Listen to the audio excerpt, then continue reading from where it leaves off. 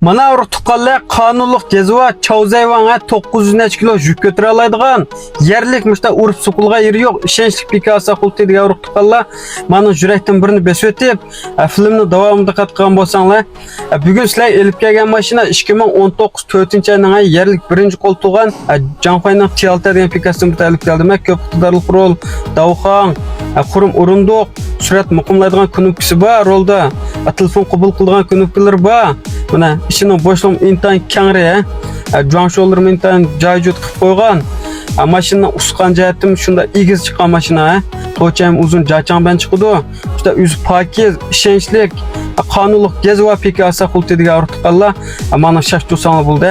Mashinaning to'cha uzun chiqdi. Urib suqilgan, o't ko'ygan sudqaga avval qatti yo'q, o jihat kapolat birimiz urtuqalla.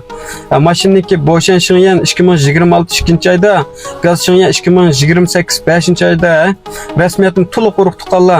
Juda yerlik urup sokulmaga işenç pikalımız deganlar jurakdan birini besib ötüp bizni qo'shib olsanglar bo'ldi.